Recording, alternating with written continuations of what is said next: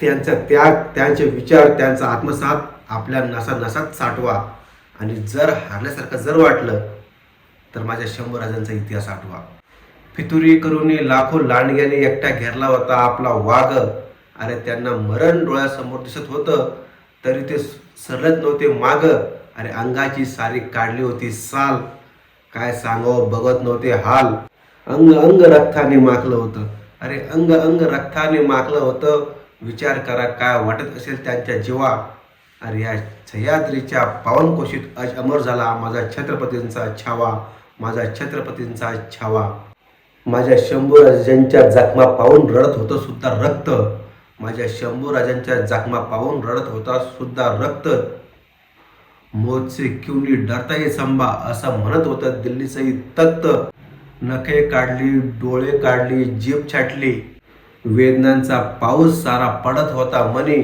पण छत्रपती शिवाजी महाराजांनी निर्माण केलेल्या स्वराज्यासाठी त्यांचा बछडा रक्ताचं करत होता पाणी.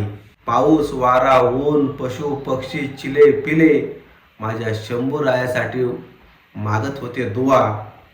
अरे या सह्याद्रीच्या पावनकुशीत आज अमर झाला माझा छत्रपतींचा छावा.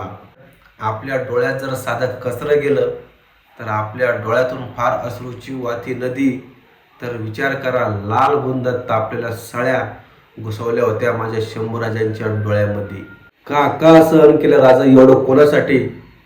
तर राजे म्हणतात तुमच्या आमच्यासाठी, रयतेच्या सुखासाठी. माझ्या राजाच्या बलिदानानं, आपल्या शंभूराजाच्या बलिदानानं आज प्रत्येक घरात पेटत आहे स्वातंत्र्याचा दिवा. आणि या सह्याद्रीच्या पावनकोशीत आज अमर झाला माझा छत्रपतींचा छावा.